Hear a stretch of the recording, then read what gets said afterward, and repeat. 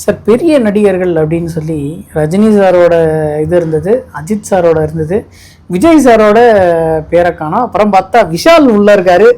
எனக்கு அவர் கடைசியா எப்போ படம் நடிச்சார் அப்படின்றது கூட எனக்கு ஞாபகம் வர மாட்டேங்குது. அவர் புரட்சி தளபதி, அவர் பெரிய நடிகர் இல்லையா? என்னங்க வந்து கடைசியா ஒரு படம் ஓடினதை சொல்லுங்க சார்.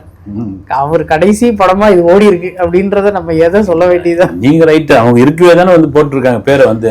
அவர் கவுன்சிலர் இருக்கிறதால அவரை வந்து சேர்த்துட்டாங்க அப்படின்றதான் என்னோட இது. விஜய் சார் பேரை ஏன் அவங்க இன்க்ளூட் பண்ணல? ஜனநாயகன் அப்புறம் நடிக்க மாட்டாருல்ல, அவரை ஏன் கொண்டு வந்து இதுல சேர்த்து அதுக்கு ஒரு விமர்சனம் ஆகி அப்படின்னு.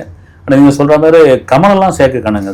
கமல் சார் அவரையும் காணும். விக்ரம்லாம் அவ்வளவு பெரிய வெற்றியை கொடுத்தவர் வந்து இந்தியன் 2 ஓடலந்துக்காக வந்து அவர் பேர்லாம் விட்டுட்டு விஷால் நிறைய பேர் சோசியல் மீடியால விஷால் வந்து பெரிய ஹீரோவா அப்படின்லாம் கேட்டுட்டு இருக்கேன்.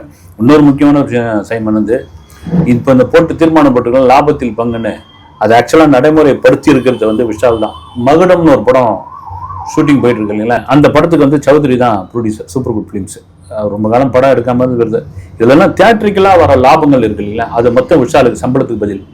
மற்றபடி டேபிள் ப்ராஃபிட்லாம் வந்து தயாரிப்பாளர் எடுத்துப்பாங்கன்ற ஒரு கண்டிஷனோட அவர் ஒர்க் பண்ணிட்டு இருக்கிறதா ஒரு தகவல் வந்து. அதில் பாருங்க இன்னொரு விசேஷம் என்னன்னா, பொதுவாக நான் விஷால்னு சொல்ல, பொதுவாகவே ஹீரோக்கள் வந்து ஒரு கொஞ்சம் லேசியாக, சில ஹீரோக்கள் தவிர 9 மணிக்கு காய்ச்சிட்டா போகும், ஒரு 11 மணிக்கு போவோம், 6 மணிக்கு முடிவு போதா இன்னும் ஒரு 4:30க்கெல்லாம் விட்டுருங்க நான் கிளம்பிடுறேன் ரேஞ்சில் இருப்பாங்க. ஆனால் இவர் பார்த்தீங்கன்னா 12 மணி நேரம் ஒர்க் பண்ணிட்டு இருக்காரு. 12 மணி நேரம் ஷூட்டிங் நடந்துகிட்டு இருக்கான். அப்படி வந்து ஏற்கனவே டாக்கி போர்ஷனே முடிச்சிட்டாங்களா அந்த படத்துக்கு.